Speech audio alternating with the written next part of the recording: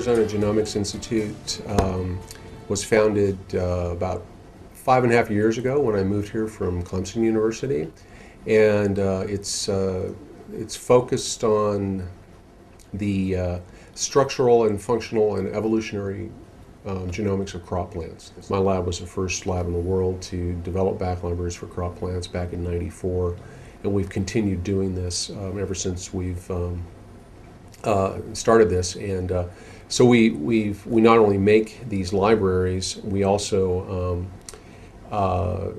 make them as a service to the community. A physical map is essentially a collection of back clones that cover an entire genome, and we know what their order is across the genome. We have a repository where we have essentially the largest collection of plant back libraries in the world, and people from all over the world go to our website, they request clones, filters, and libraries, and we provide that as a service to the international community. Rice is the most important food crop in the world, and it feeds half the population, and it's that half that will double in about 25 years. So the rice breeders, the rice community is faced with the huge task of doubling rice yield on less land with less water and on poor soil. So the international group the international scientific community came together in 1998, where we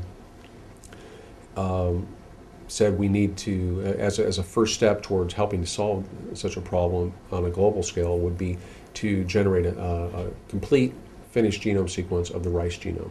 And we finished this in December 2004. We had a huge meeting in Tucson, actually, to celebrate that event, and published this in Nature in 2005. We have the sequence now. We essentially know where all the genes are in rice.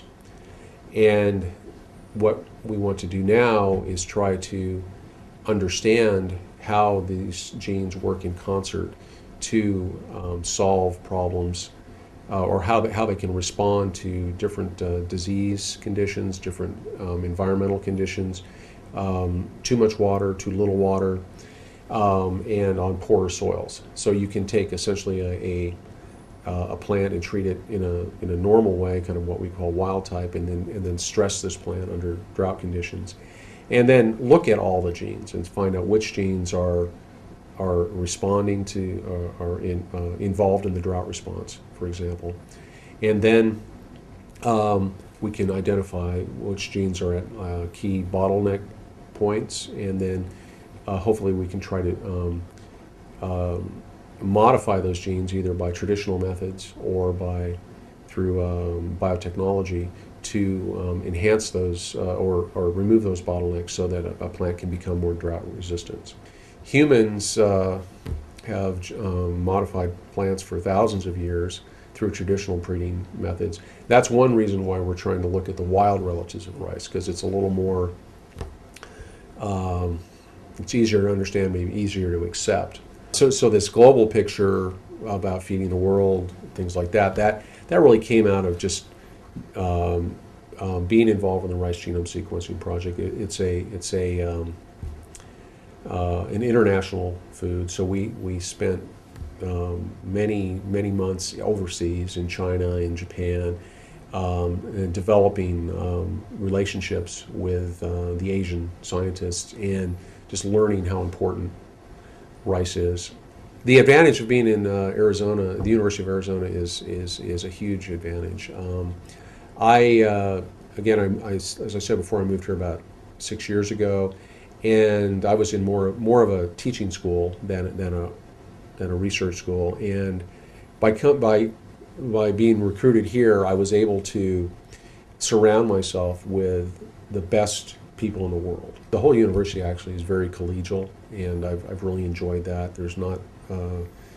There's virtually very little competition, if any, at all, and people are really willing to work with you. And I think one unique thing that we have here is that I'm a very collaborative person just naturally, and we have the infrastructure that we've built at the Arizona Genomics Institute is is really, well, it's unsurpassing university at the state and at many levels in many parts of the country. And so that's why a lot of people come to us to help them really push a project through quickly and with very high quality. So to be with a great group of colleagues and in a new building, and really the sky's the limit right now. And I guess the other thing about UA is the administrators, at least in my college, the College of Agriculture and Life Science, they are very supportive, and